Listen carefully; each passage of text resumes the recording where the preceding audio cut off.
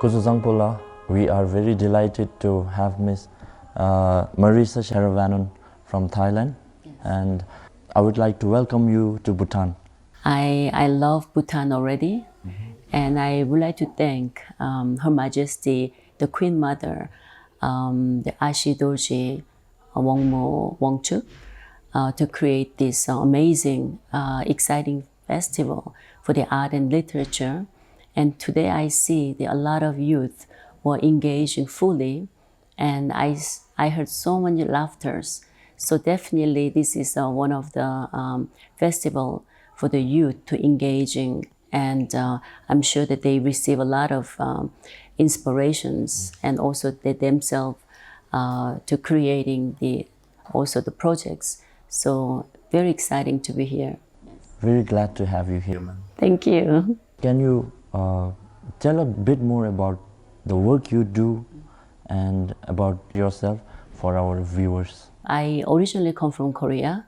I believe that the education is only key, the main key to be empower people who born less privileged. So I do a firm believer in the education. So I build foundation about 20 years ago. We built about 16 schools. And usually I build a school for the hill tribes. So northern Thailand hill tribes. But then past 4 years, I changed my strategy because even I build a school for them and I support their tuition to go to university. But so far, for 20 years, more than 1,000 kids, but who ended up to go into university is only 11 students who graduated. What that means is most of them doesn't really come out from their valley, their town. And the town is mostly 300 to 600 population, is very small. And they don't feel the need to get educated and then going out to the city because they are happy there. So I decide not to disrupt them. Instead, I try to help them in the nearby Bangkok or nearby capital, where a lot of resort and hotel. I prefer now to teaching them skills, especially cooking skills, because I have another foundation called Chef Cares Foundation, and I can help them. We renovate the schools and also build a skill lab. So in skill lab, usually there's cooking skills, IT skills, and the language skills. Thank you so much. Let's get back to the festival. This year's theme is about balancing heritage, nature, and human spirit. So I would like to ask you, how does that idea connect with the work you are doing in art, education, and community projects? My last foundation is I set up about 3 years ago. And I finally opened 2 art institutions, one in Bangkok, Kunsthalle, 1.5 years ago, and the other one is a Khao Art Forest in February, so only 5 months old. Yes, I've been an art collector for 30 years. I traveled many different art fairs, go to the auctions, go to the museum galleries, and I was collecting. But one day, I kind of feel that I'm already grateful that I have a lot of things with me. What happened? The people who have less privileged or less resourced. Then I feel that instead of art collector, I better be art sharer. So share my art or share the art and to public. So I changed my direction to be a sharer. What I did is I bought a forest, and I create this forest with the notion of healing.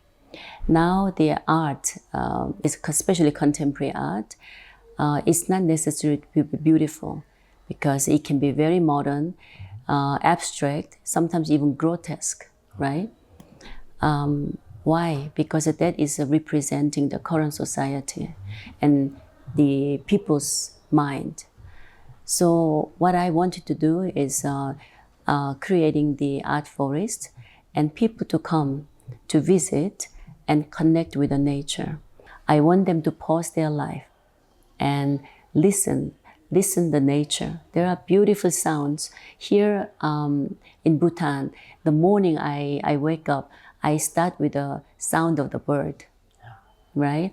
And crispy air, you feel the breeze, breeze between the leaves. I mean, this is such a beautiful energy that we can receive, which often we forget. In terms of art, I encouraging. We have a two condition to the artist who comes from internationally very renowned artists and the local artists. One condition is they have to create something positive, something about healing, care, love, or connecting with the nature. And second is they have to using the mediums they can find in the land, such as they have a light, sound of breeze, sound of the birds, and water, soil, stone, wood. All of this medium can be their medium of creation. So people will experience the art, and they do healing. They do a lot of getting energy through the art. So that is my intention of the art forest. That's so wonderful. I mean, the concept of art forest, like, I'm sure you have heard about the concept of gross national happiness, yes, founded by the great fourth Jigme Singye Wangchuk. And I would like to know, do ideas like well-being, the caring of nature influence how you choose your projects and causes? Now the world is so divided, very chaotic. We really don't know what the world is heading for. People very confused, very hostile, people angry. That's why the Bhutan is only country perform to gauge the performance as gross national happiness, which is so radical, but it's so relevant in this world. I'm very much resonated with this concept. And I meet every Bhutanese here through the guide, through the even driver. They were very happy and enthusiastically explaining to me about the happiness. And you are very respectful. All this culture, it is so beautiful, and it is completely that I respect. And I really hope this energy and concept should be live forever, because it will be one of the role model or benchmark for the rest of the world to come and see how the people are harmonized in this nature, and without much civilization, still they are very happy. They're taking civilizations step by step, and I just think that it's one of the only rare country in this planet that I really appreciate it. And I already thinking that when I'm coming back next time. I'm looking forward for your next visit in Bhutan. I'm looking forward too. So you bring together art and environment and entrepreneurship in your work. What helps you connect these different areas in a meaningful way? All about being grateful. The gratitude, that feeling about we are, grateful and we feel blessed. It's the only natural expression that we want to share our blessings to others who are less privileged, less blessing like us. And I really want many people to come this way, to feel this way, to everyone, because philanthropy is not something grand. It can be, you can practice every day, just giving a warm smile and warm comment to the people you passing by. You can just care remark to people you meet, or sometimes just sit and listen their stories. That is a part of philanthropy. You can step by step. Another is I do believe collective energy.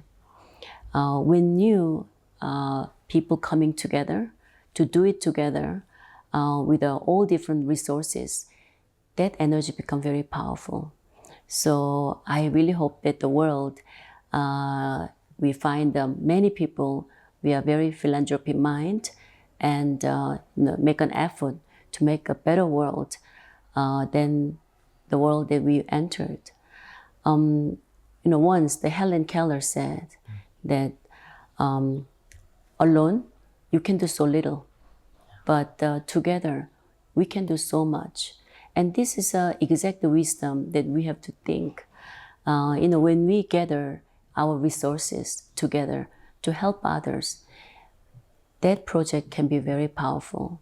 So, one day that everybody will participating their own philanthropy, either small and large, to make a better world. Thank you so much. So I would like to know, how do you think art can help connect old traditions with new ideas? I think that now traditions, old wisdom, it's getting back, more important. I see that, Bhutanese art, it is basically very traditional, but using a very contemporary medium. Or still traditional concept means that, the meaning, but the way that they depict, it's kind of a little bit of more pop or a little bit more avant-garde. And I think that's what we need. We cannot just keep a tradition, but also we throw away tradition. We only pursuing the new and forget about the root. I don't think that that's also good. We have to balance. Everything is about balance. So I'm really looking forward to come next time to visit more galleries, more artist studio to learn more about it. Would you like to add on anything if you have missed out something you want to share? Now art, it's endless. We are not really doing a traditional art anymore. We're all about fusion. There's a video art, there's a sound art, there is, of course, a sculpture, installation. There are so many. So I want the youth to be curious of what's going on in the world, and be creative, and don't be shy to express. I think just be brave and creative and empathetic.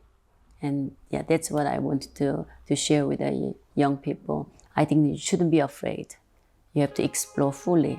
That's so wonderfully put. Thank you so much, Marisa, for joining us. Thank you. Thank you so much. Khao khun khao. Thank you. Khop kun ka.